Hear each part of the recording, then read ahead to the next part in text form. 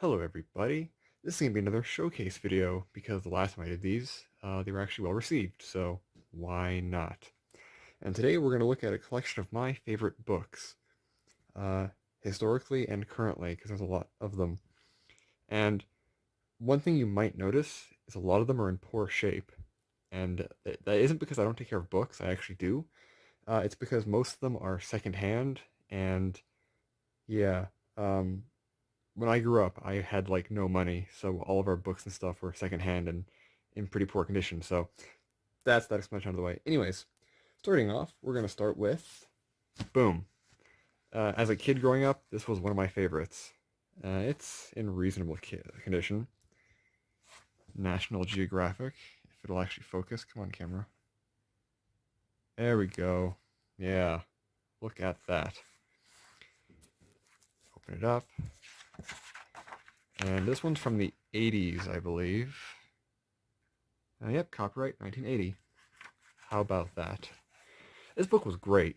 Because when I was growing up, I wanted to be a marine biologist for most of my life. Like when I was 5, I wanted to be a volcanologist because all the cool 5-year-olds like geology. I don't know. But after that, I was like, I loved the ocean. So, oh yeah, here we go. So I always loved books about the ocean and underwater stuff. Here's one about scuba diving. I always loved this chapter about learning to scuba dive. This little history about it. And what's kind of funny about this, looking back at this now, is I technically was a scuba diver at one point. I'm not anymore. I don't have my certificate, anything like that. But this was this one. I think I was like 12 or something, 12 or 14. But yeah, this was the manual. It tells you about everything you need to know to pass the test and to not die while scuba diving. Very important. It does not have a cover. That was entirely my fault. Oh, yeah, this is the calculator. Okay, it's actually in the rings there. I have doing this one-handed. But this is used to calculate dive times so you don't kill yourself with nitrogen narcosis. This is my dive log. And, oh yeah, look at that awesome handwriting. Ah,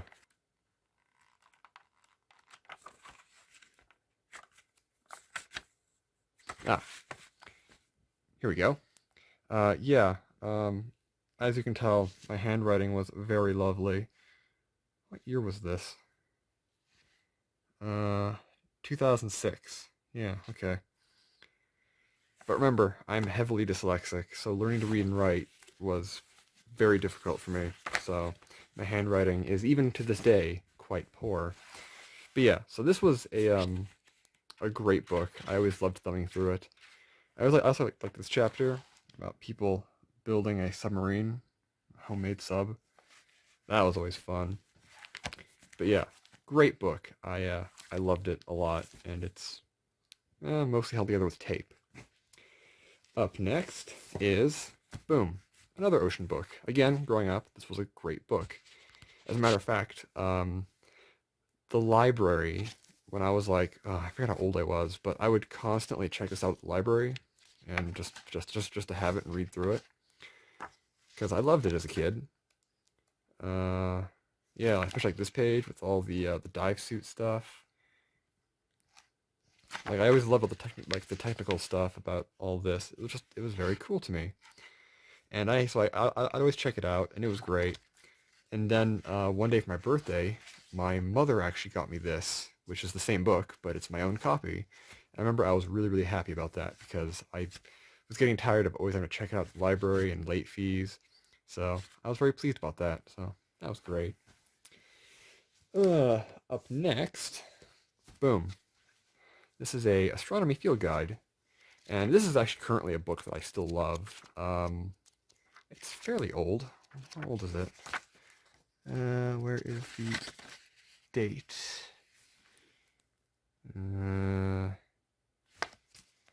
It's around here somewhere. I don't know where, but it's somewhere. Whatever, not important. Oh, look, it has a ruler on the end. But this is great. This is an astronomy guide. You can use it for doing like observations and stuff, and it tells you where everything is. And I love this book because my dad gave this to me because he's big into astronomy and fossil hunting actually. And we'd take this out and we'd use it when we were doing astronomy stuff and photography and whatnot. And yeah, so I really love this book because it has great memories and it's also just a fun kind of to flip through. My dad actually has his own observatory now. I need to go visit him one of these days. But yeah, carrying on. Boom. This one, I don't even remember where I got this, to be perfectly honest. And it's more like a magazine than a book. How old is this one? Most of my books are old because again they're all second hand.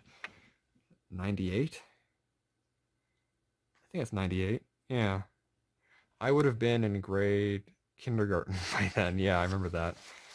That was also the year the first two modules of the ISS were docked together. Fun fact. But no, this was just a fun little model rocketry book. It told you how to do things, gave you ideas. Like here's a rocket that has a atmospheric collection, a sampling tube that uses a marble as a valve, different motors like composites, parachutes. And this book is actually very important to me because this kind of laid a lot of the groundwork for a lot of the actual rocket work that I do currently. Like, I built tons and tons of model rockets back in the day, and I currently am working on other ones that are a little bit more, let's say, utility, like high altitude stuff. And this book kind of laid the groundwork for a lot of my actual like technical work, and it brought me up from just drawing pictures to actually figuring out like how to do proper schematics of internals and stuff. So this was actually a very important book. And I still love them, like looking through it sometimes because it's a lot of fun. So yeah, I don't have the like the first version. I just have this one, but whatever. This one's a quick one. The Earth book, World Atlas. But this one is, oh, where's the date on this one? It's made in Sweden. That's good to know. Oh, I'm not seeing it. Well, to give you an idea, there's the Soviet Union. Yeah. So it's a very out-of-date atlas. But in like elementary school, I still brought it to school and used it for geography stuff because like I was aware that it was outdated because the Soviet Union did not exist when I was in school. Well, no, it ended I think 3 years before I was born. So yeah, but it still functioned well enough. It's kind of a fun, dumb book. Up next, this one. This one I actually got new as a gift, and I just beat the hell out of it because I took it with me everywhere. But again, I was a little kid. I wasn't very good at stuff. This one I'm pretty sure was done in 2006. Oh, 2004. All right. There's a nice little engine. There's von Braun and who's the other fellow? Eric Berghost. All right. And this book I also really loved because it was just wonderful. It had a lot of really great stuff to it. It had nice color pictures in the middle. The X-15, was it the X-2? The Bell X-1. Oh yeah, that was the American bomb, the America bomber. That was a German idea to build a suborbital bomber that could skip on the atmosphere and bomb America. That was fun. And that's the ME-163. Oh yeah, that one. Interesting. Anyways, yeah, this is a great book. It's a little dated, but you know it's still fun to read through. There was something about a Mars ship. Oh yeah, the Venture Star. RIP Venture Star.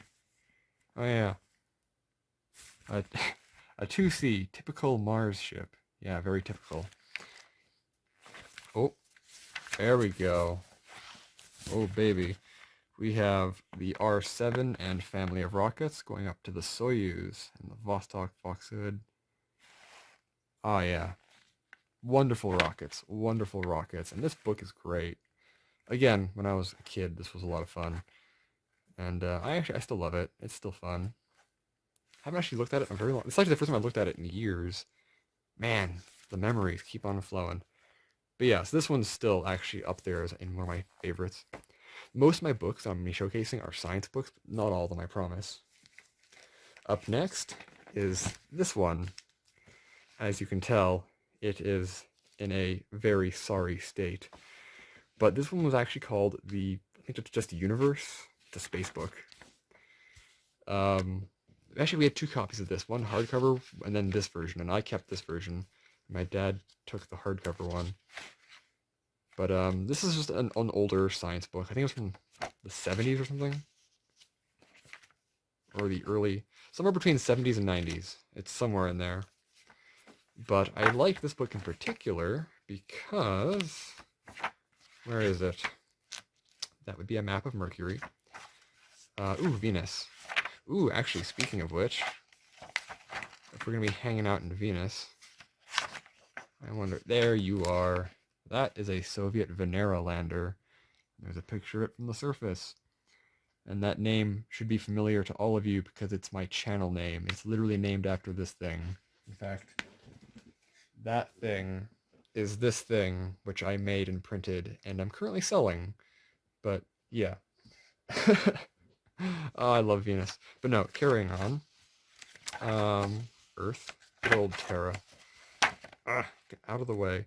There's a section here on speculative biology. It's going to be past the planets. It's here somewhere. Oh, the Tunguska event, comets. It's near the back, maybe? It's in this book, for sure. Tunguska, comets, Pluto is no longer a planet. There's Daedalus. Not what I'm looking for, but, you know. Maybe it's somewhere near the front of the book and I just zimmed past it. Which is a possibility. It happens. Yes, here we go. Speculative biology. We have potential life on Titan that, like, eats ice to make internal heat from hydrocarbons. Martian life that uses a tail for UV protection and big ears for thermal protection, because it also to hear in the thin atmosphere. A Europa creature, which is basically an ice skater, which is a very weird route to go, but alright. But it uses algae to live. I don't know. Okay, electrical crystal beings on Pluto. I liked these ones when I was a kid because I always thought they were cool. Or the Venusian critters that are currently eating a Soviet Venera lander. Big ol' rip. One of my short stories is actually mildly inspired by this picture. It isn't posted yet, but I'll let you guys know. And then here's the classical Jovian creatures that use hydrogen bags to keep afloat. And there's winged hunters that kill and eat the hydrogen bags, as is violently depicted here. Lots of fun. I love the artwork in these old books. But yeah, this was a great book. I still enjoy it. And I actually still like using those as examples. Alright, continuing on with the science textbook motif. This one, which it used to have a cover that had the name on it, but that cover no longer exists, or a spine, but it no longer exists. So, Science Explained. Boom. How old is this book? I always forget. New York. Good job, New York. We are looking at 1993. Oh. This book is as old as I am. How nice. But yeah, it's just a standard run-of-the-mill science textbook that has stuff in it. It's a lot of fun. I was a huge nerd growing up, as you can probably tell by this book lineup. But you know what? I don't care. I like books.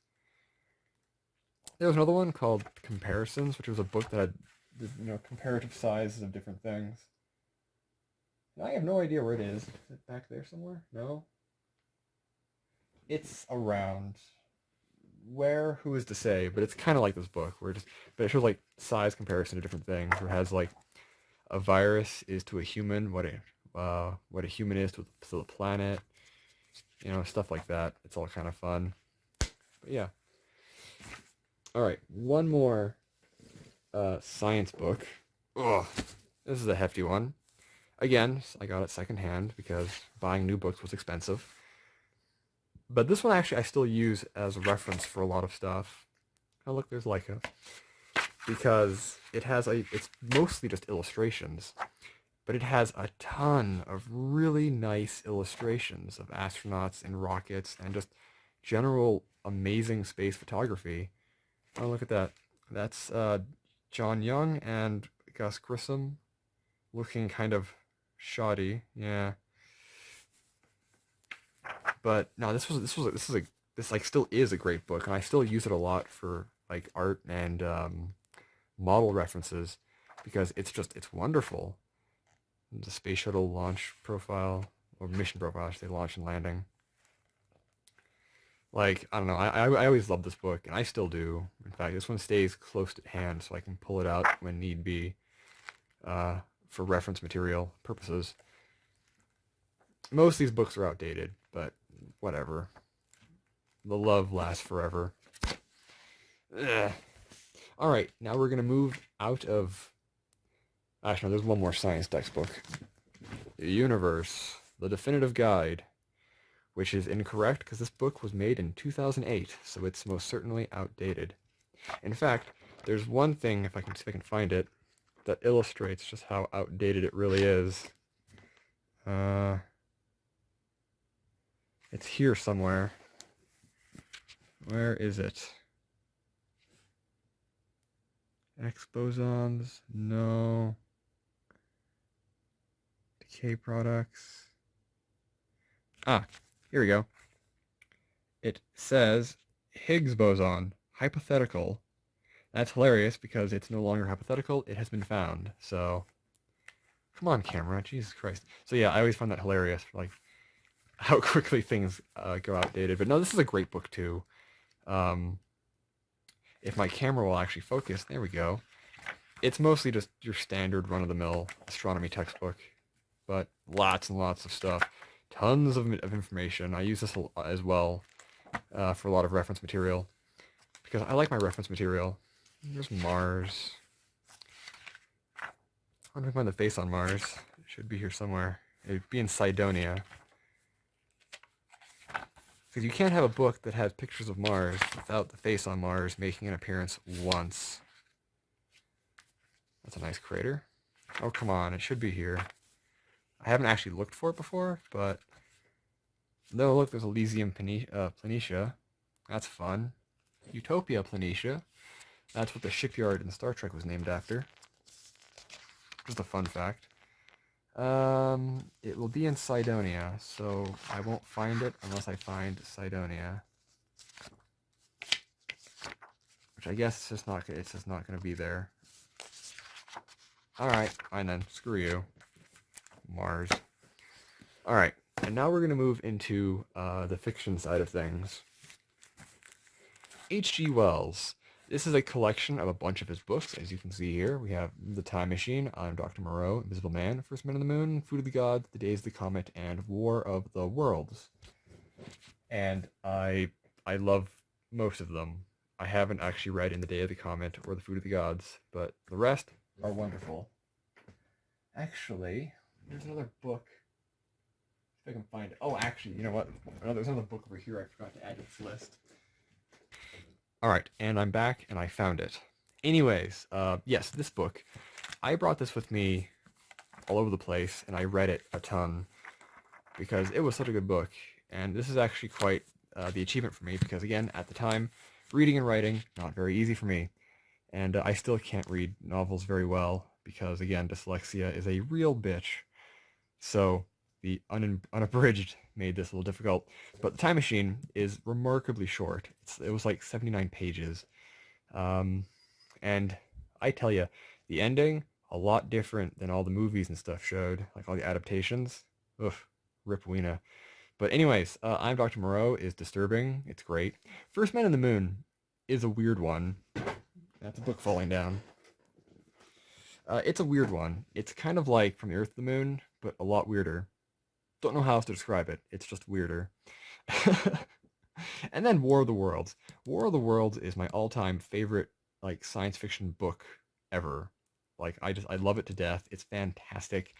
The musical of it by Jeff Waynes is really good. Let's see here. War of the Worlds. And then there's the first paragraph once it loads in. The camera on my phone isn't really the best. There we go. No one would have believed in the last years of the 19th century that this world was being watched keenly and closely by intelligences greater than man, and yet as mortal as his own. That as men busied themselves about their various concerns, they were scrutinized and studied, perhaps almost as narrowly as man with a microscope might scrutinize the transient creatures that swarm and multiply in a drop of water. With infinite complacency, men went to and fro over the globe about their little affairs, serene in their assurance of their empire over matter. It is possible that the infusoria under the microscope do the same. No one gave a thought of the older world of space as a source of human danger, or thought of them only to dismiss the idea of life upon them as impossible or improbable. It is curious to recall some of the mental habits of those departed days. At most, terrestrial men fancied there might be some other men upon Mars, perhaps inferior to themselves, and ready to welcome a missionary enterprise. Yet, across the gulf of space, minds that are to our minds as those of the beasts that perish, intellects vast and cool and unsympathetic, regarded this earth with envious eyes, and slowly and surely, they drew their plans against us. Holy crap, that's always a pain, because reading out loud is something that I can't do very well. Sorry about that, I pushed a button. And that's why I can't do scripted content, because reading scripts is a real pain in the ass. And my mind trips up, and reading is just hard. But, speaking of that, War of the Worlds. This is an abridged, illustrated classic. Again, it's in wonderful shape, as you can tell. And this one is cool, because it's illustrated, and it has pictures. And I always liked it, because it has, like, the Martians, and the Martians are actually depicted fairly accurately in this. There's Ogilvy being an idiot. There's the heat ray coming out. Yeah. Rip Ogilvy. There's the first fighting machine in the thunderstorm. Good old fighting machine. Oh yeah, there was the issue on the bay. Isn't that when Thunderchild showed up? No, Thunderchild was later. Excuse my other hand. Yeah, where's the Thunderchild? Yeah, there's the Martians getting their asses kicked. And by that I mean like 2 fighting machines get destroyed while they just decimated humanity. So the Martians were actually winning. Oh yeah, here we go. There's the Martians going out to kick some ass. And they're like, no, don't do that. Those are civilians. You can't do that.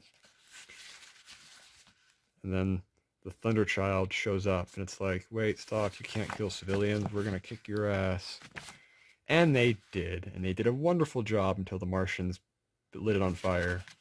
But the Thunderchild was like, screw you. We're going to win anyways. And boom, it crashed right into one of them and took it out.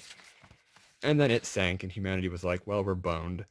But there's the Martians harvesting humans.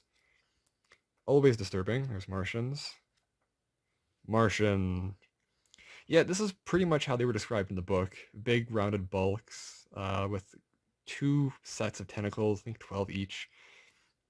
Big disc eyes, leathery hide, and a lipless V-shaped mouth that's kind of like a fleshy beak. So this is actually fairly accurate. So I always liked this depiction of the Martians because they actually looked spooky and not just some humanoid knockoff. And then the Martian, there's the artilleryman who had his wild and fanciful ideas about living underground, but he was quite crazy.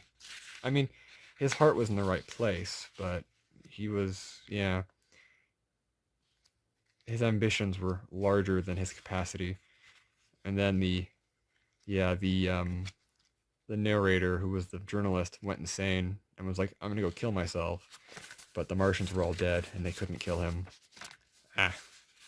Which I don't think that's actually in this version. This is the kid-friendly version. Oh yeah, but this one does have uh, the flying machine depicted. It's it's one of those weird things that people seem to forget in the book, is that there was a flying machine in the book, and it was just kind of alluded to a little bit, but it never really, nothing really came of it. But yeah, fighting machine. And then they were all like, oh, what if they're gonna attack again? But don't worry, the Martians have reached Venus. Yes. Rip the Martians. But no, I love War of the Worlds. It's such a good story. It's wonderful. But yeah, in this version, I don't think it has the journalist trying to kill himself, which was in the original book. Because after being in the basement and then watching the pastor get Martianed, he basically like suffered a mental breakdown and was like, "That's it, I'm gonna kill myself." And he ran over to the Martian fighting machine, and the Martian didn't try to kill him because they were all dead themselves. So it was all very dark. And then he had a mental breakdown for like a week. But who hasn't? So we're gonna move that to the side. Up next in the world of books, it's a newer one. Well, actually, the book itself is old. Well, the story's old, but the book here is fairly new. Starship Troopers by Robert A. Heinlein. Now, I love Starship Troopers. I love it like a ton. I love the book. I love the movie. In fact, don't knock that over. There's kind of an inside joke.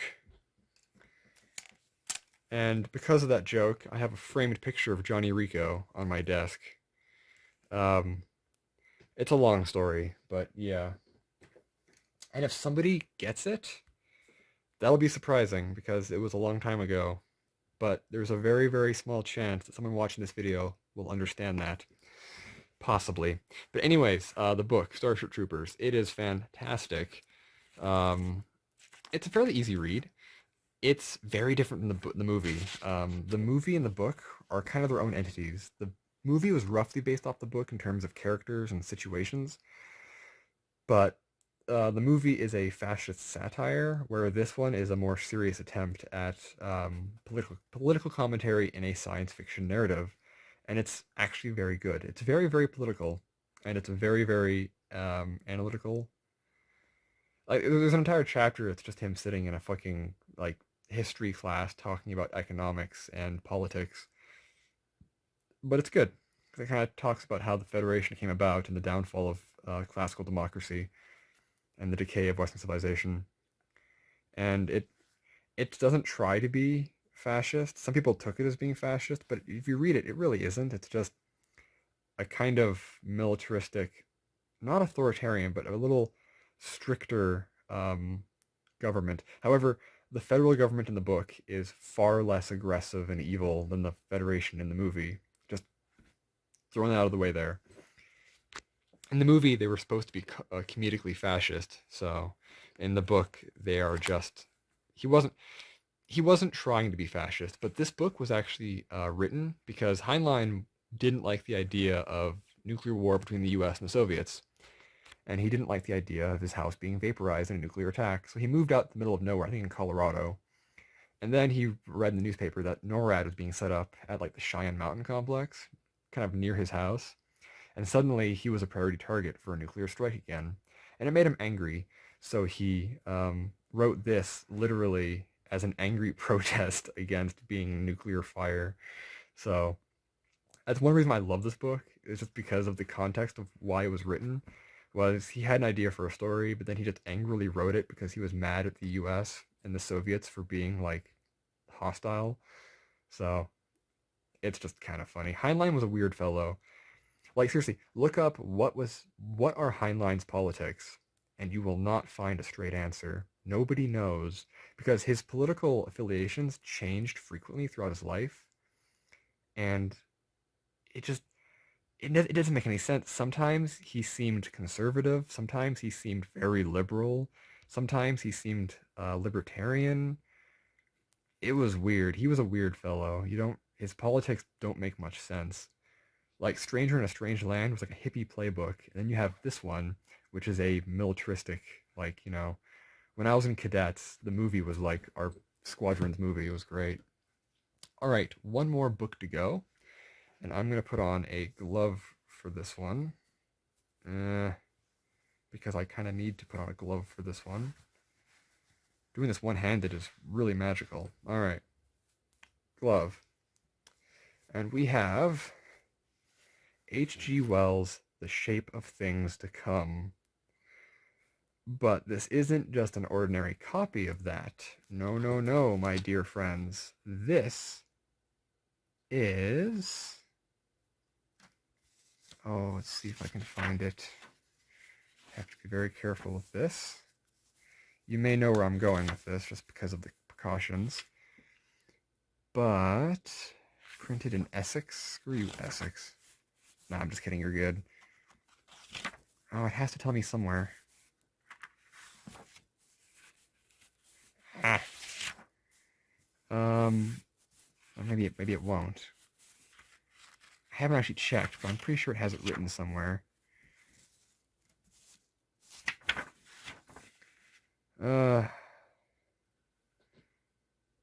Whatever. Maybe it's in the back.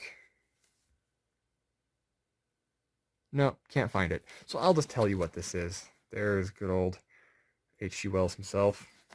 This is a literally a first edition print of this book from 1930 something. So yeah, it's old. It's almost 100 years old actually. Come to think of it, it's a little over 90 years old right now, but it'll be 100 years old soon. And actually, this is interesting. Go to Wikipedia and look up H.G. Wells' Shape of Things to Come, and this cover will literally be the picture you see there. Like, it's hilarious. I love it. No, The Shape of Things to Come, I have another version of this that I actually can read that isn't a million years, that isn't like old and fairly expensive. So I do know the story's synopsis and all that. But this specific book is a favorite of mine just because it is a first edition print of an H.G. Wells book, and I absolutely love H.G. Wells, and I love his books. Well, mostly his books. And The Last War Cyclone, 1940 to 1950. That's the contents of the book. It's so great. This is actually probably the most expensive book that I own. In fact, it is for sure the most expensive book that I own. But the actual story itself, what is it? It's a very long, kind of a long history telling. It tells about a war, or like the major wars that happened in the 20th century, resulting in various powers taking over and creating dictatorships. But they were benevolent dictatorships. They were friendly and nice and happy. They made science mandatory. They abolished religion. It was very, very strange. And the book kind of stretches to like the year 2100. Like it's like 100 years or so in the future. But it's basically just this big long thing about humanity changing and society changing in this post-war era. And it's kind of cool. It actually predicts nuclear bombs. I doubt that I could find it in the book right now, but it talks about these things called atomic bombs, which are these bombs that explode continuously using atomic power. And he talks about them being dropped and used to wipe out entire cities. And this was written before World War II, mind you. This was before nuclear bombs actually became a real thing. So that's always a very spooky thing about this book, is H.G. Wells predicting nuclear weapons and the ability to wipe out entire cities with one bomb, which at the time of writing was unheard of. So yeah, Shape of Things to Come. It is such a cool thing to have in my collection, and I'm very, very lucky to have it. It was actually a gift to me. I didn't buy it myself, and I love it so much. I would love to get a first edition copy of War of the World, but those are very hard to find and they're very expensive. So I doubt that's in the cards. Um, the book's actually in very good condition. I can open it and handle it. I'm just afraid to damage it because some pages are actually stuck together still. Why, I don't know, but it could just be age. Because again, this book is almost 90 years old. In fact, let me check Google. It'll tell me when this was published. 1933. This specific book, was printed in 1933. So yeah, it's 2020.